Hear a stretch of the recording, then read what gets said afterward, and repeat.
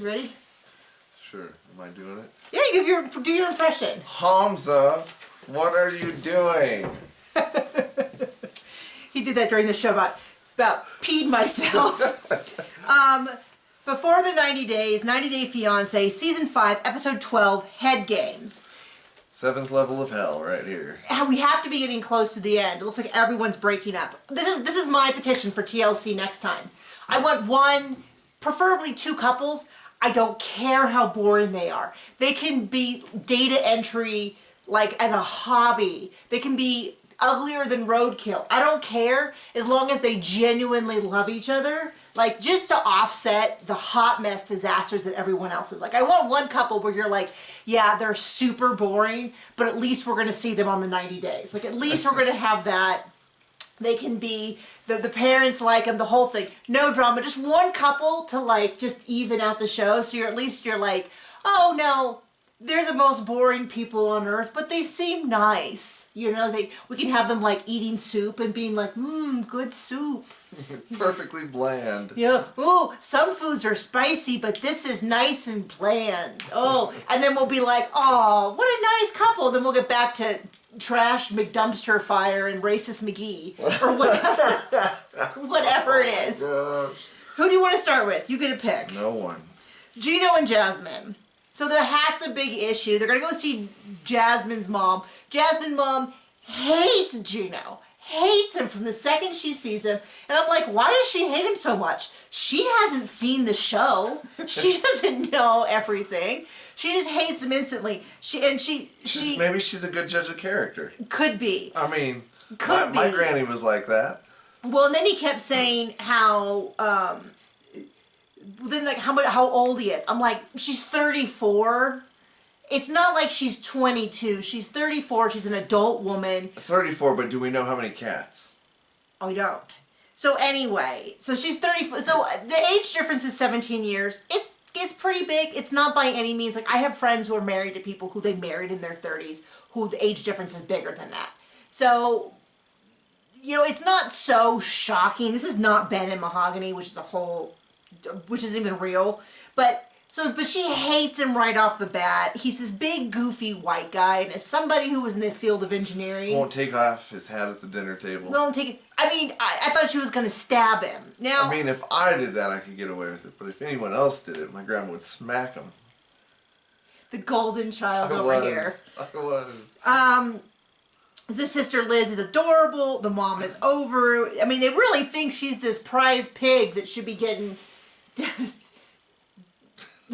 Anyway, I'm not some big Gino fan. I'm just not this big of a Jasmine fan where I'm like, oh yeah, she definitely deserves a king. Just squirt grease on her and let the kids chase her around. Yeah, I mean, just so then they show them dancing and he's like full on stomping on roaches, like he's like, it's very much what I would picture Frankenstein dancing, right? I mean, yeah, it was almost a Nazi march. It was the whole thing. It was not rhythmic. And frankly, he looks like a man who's slowly losing his will to live. Because she's she's so exhausting to watch. Now, don't get me wrong, I'm not a big Gino fan. This is not me being like, he's a prince, let's get him on and get him a nice, sweet girl. No! We're never going to get This is so bad, but his drapes match his drapes. His drapes match his drapes. Oh. Yeah.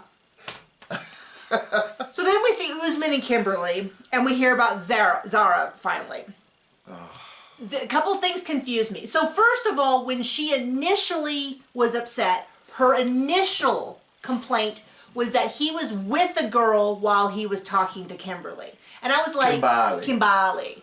I'm like, that is a legitimate complaint. She's like, because she knows the kind of conversation he was having with her, which I'm sure is very flirty. And he was in a relationship, and she's like, I was cheated on, I will not be the cheat on for someone else. And I was like, that point, that singular point, I agree with, and that's very noble. But it very quickly got lost, and within seconds it was gone.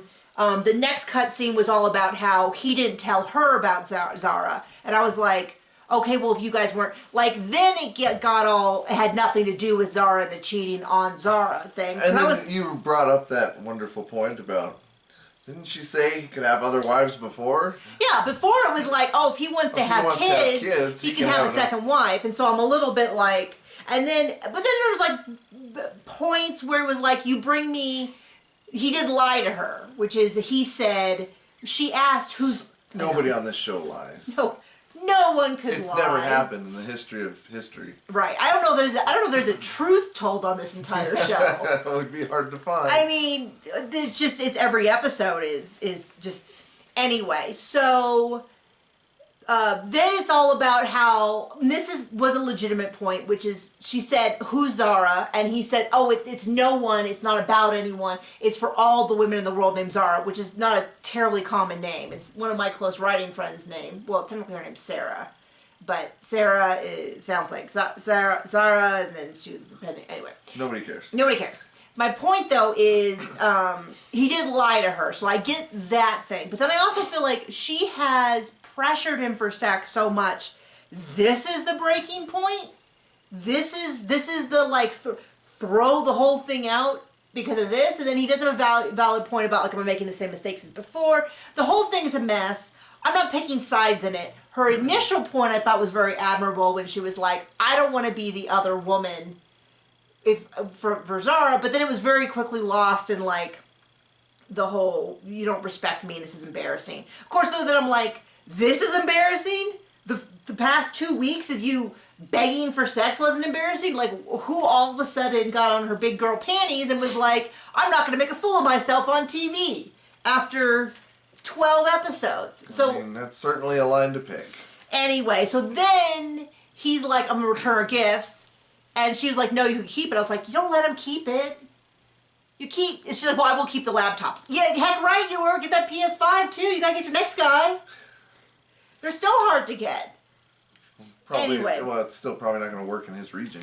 And... Unless she picked it up there. John's real concern is about whether or not they would be able to use it if it's a U.S.-based one. Real high priorities here. So anyway, he gets, and it looks like it's a very impromptu visit, or they filmed it to look impromptu because like the camera work, the guy must have been swinging the camera at his side as he chases him down the hallway, and then he busts into her room to yell at her. It's all very dramatic. Did they hire the sound tech from Metallica? What's that? He was an idiot who like spun around the mic in the room and stuff, and that's why some of their albums suck real bad. Okay. Deep dive there, John and Metallica. Glad you could join us for something. Just, yeah. Anyway, who do you want to see next? Which dumpster fire is left? Mike and Jimena. Mike and Jimena. So she's doing this whole thing. I love you, but I'm not in with it. She is saying, give me your money, but go away. Give me your money, but go away. She's kicking the problem. But go away. Give me your money, but I'm not going to break up with you, but I want space. And his friend's like, you're in a long-distance relationship. You can't get any more space than that. Like, at least he has two friends who are not pulling punches. Like, half of these people that talk to their insane friend that's on the show is always like, well, I don't want to say anything, but, gosh, that sounds kind of bad. And the friends are like, get out of there. Get on a plane and leave. So anyway, there's this whole thing. She is disgusted by him. And I've said before, she doesn't have to love him. But you don't get to take his money, lie to his face. Like, that makes you a bad person. It doesn't make her a bad person if she had said, I'm just not, like at the last visit she had said, I'm just not, the chemistry isn't here in person, and I want to break up. Maybe it's a prereq for running for office in Colombia. What, dating to be Mike? corrupt. Oh, well, I mean... Completely and morally bankrupt. Oh, I'm sure there's plenty of wonderful people in that country. Just not her. Or most of them in politics. Well, of any of the guys she's dated. Yes. Apparently, a prerequisite for her is to be an absolute douchebag. And to not like her and treat her terribly. So anyway, she admits that she's just not into him anymore. Kicks him out, sends him to the kid's room. The producer's checking on him. Hey, Mike, you doing okay? Calls his buddy. His buddy is like, you just get out of there. Like, this is not, she needs space. She needs space, but she needs your money? Gosh, how convenient. I mean, like, basically, every recapper. As we need space. But hey, if you want to send us your money. Right, like, hey, I'll date you if it involves having never seen them, but they send me money. Hey. I mean, that sounds super convenient. I'm sure there's a website for that.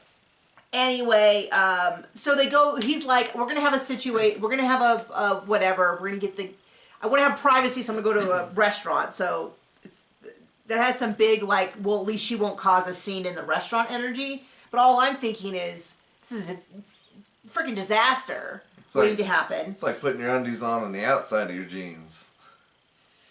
You got some real folksy... Sharing those secrets. Some real folksy insight today, don't you? So she, and he's like, we're going to go here, we're going to talk on my computer. The same friend who said, what space, that we met earlier, that do seem to genuinely like him and have his best interest. His fiance is bilingual and says that she'll act as a translator. And she's sassy, and I saw her on Twitter, and she says it gets even better next week. So we're going to check that out. Looking forward to that. Anyway, she says... Just when you thought it couldn't get better. Jimena is like, I don't see what the point is. Relationship is two people. And it's like, well, yeah, relationship is also normally two people who speak the same language. So... And maybe have their own jobs. Support themselves. You know, maybe like each other. We can name a lot of things that are happening in a relationship that is not happening in this relationship. So anyway, he gets at the computer. He's like, we're going to talk, but she doesn't really see the point. And she's kind of like, turn me around. I mean, she didn't say that, but it's like, turn the computer around and talk to her. Why don't you want to talk to her? And she's like, I don't know. He's just gross, and it's not like last time and all that. Well, then we find out, I had thought, and maybe she said this in one of the earlier episodes, but I had thought that she had lost her job, and that's why he was helping out. But she says, no, she had a job, and she stopped when she started dating Mike because he was paying for everything. He was paying all the bills. And the friend's like, excuse me? He's what? Is that true, Mike? Are you paying all her bills? Is it true that she had a job and quit so you could pay all her bills? And he's like, yeah. And she's like, get out. Get out of there. Get on a plane. She doesn't like you. She thinks you're a gross bug. She's being super rude. She's being, she's not that great of a catch. Like, seriously. So, and then he's like, well, I hope we can still be friends. No! No, you don't need to be friends with her. What is this? We should stay friends. No! Do you want friends? No, you don't want friends. You want a girlfriend. You know what's going to help you get a girlfriend? Not having a weird ex who's trying to get money out of you. And look over at Gino's storyline. Exes are nothing but trouble. You cut them out, you don't see it. Adios. Right? Anyway. Nothing looks like it's going to go. I mean, all I want to do is just get him out of there. Jimena's not that great of a catch. Everyone's like, oh, he just really wants, this hot girl. I don't think she's that hot. Like, I don't think she's, I think he just genuinely liked her and thought he gets picture building, as she said, moving to America and starting a family, which we now know is a lie. She is everything. Anyway, enough of them. Do you want to do Hamza and Memphis? Hamza. What are you doing? Hamza. Yeah, the whole thing is one monotone. One long, boring, annoying, naggy monotone. And I mean, I don't think she's that bad of a person, but together they are the worst. Two people who clearly don't like each other. Yeah, they seem to really be trying to going for it. Savage. They are savaging this relationship. They're trying to salvage this relationship, and there's just nothing. It's not that great. They've been online sexting for 6 months, 8 months. Oh, baby, sexy time. Booby time, sexy time, and now they're trying to make a relationship work, and so he's still upset about this whole thing with her ex. And she does make a good point, which is she doesn't have to have a relationship with her ex because they have children together. That is correct. The children need to have a relationship with their mom and their mother and their father, if that's both available to them. And the parents should be cordial and have, if they're young, which I believe that they're under 18, there needs to be, well, they have to be under 18, I believe. I don't remember her age. Anyway, you should have some sort of relationship that's healthy for the children, okay? But going and staying with him for 5 days is a little different. Anyway, they bring out a translator, and I think the translator was annoyed with her because the way she speaks, she's like, it's like, it just sets my teeth on it, right? I just go, oh, I just hate when people talk to other people that way. I hate it when someone talks to me that way, where they like, I have to, I believe there's a new term the kids are calling people like that now. Annoying? Karen. Oh, Karen. Yeah, so anyway, they do all that. They talk to the translator. The translator, what was funny was, at some point, they're going back and forth, and he's like, I don't like when she talks to me like that. And then she asks the translator, so he doesn't like my tone. The translator says yes before Hamza can say yes. And it was a little funny because technically I don't think the translator is supposed to be answering for him. I think technically the translator is supposed to translate. Anyway, but it cracked me up because it was like, yes. He doesn't like it when you scream in his face. I don't enjoy it. I'm sure the translator had to be like, whoa, lady, why are you screaming at me to scream? I'm not going to scream at him. I'm not involved in your relationship. I'm just going to translate it. So when she's like screaming at him, the translator's like, So anyway, cracked me up when he was like, yeah, no, he doesn't like it when you talk to him in that tone. And then they go this place and she's like, are there snakes? Oh, I'm going to get lost. And he's just like, and it was beautiful. I mean, it was very interesting. I would gladly go to that kind of stuff and walk around and she's like, am I going to be killed? Yeah, you and the whole production crew are just, anyway. It'd be more interesting than what we're watching. He goes and he changes into all white to propose to her, which is like the effort that she's been asking for, the whole thing about like he doesn't plan anything. He doesn't, well, now he went, he planned everything. He brought a change of clothes. He changed. Didn't fully understand that, but, he wanted to have a good look, found a beautiful, outcrop. To get engaged, and instead of just saying, yes, I would like to, she's like, do you trust me now? Do you trust me now? And it's a little bit like, this is not what you... Well, he's only, what, he's 22? However old he is, that he lied about? He is 28, but I think he's actually 20. I think we later on in the premiere they said 28, but I think maybe he was 26 and he said he was 28. Oh, brother. Anyway. Don't trust either one of them. Anyway, they should not be getting engaged. They should just not. It's not enjoyable. At all. So Ben and Mahogany, who I don't even want to talk about. Because they're all pretend. Because it's all pretend. I don't understand. I know there's still a lot of people think it's all TLC. I'm still if I had to put money down, that she's just scamming him, that she found this guy, he is giving her money, and she just was figuring like, oh, I'll just tell him, you know what, when you don't care, you just go, oh yeah, that's nice, I want kids, oh, I want to give you kids, and she's just kind of, but didn't want him to come. That is personally where my bet is that she just is sort of playing along, and maybe TLC offered her money to come on the show, maybe they said, you can get a free vacation, I don't know. I just don't think that it's good enough that TLC, if it comes out at the tell-all or whatever, that none of this was ever real, TLC, I'll be really disappointed because it's like, well then I could go watch a real fictional show that's more interesting. Yep. Like, but I mean some of it's gotta be true because a lot of these people go on to actually get married unless it's like the world's like, like people always say sister wives. Do you think Robin's staying around sister wives for 13 years because... Well, she's not staying around her sister wives. No, that's true. Anyway.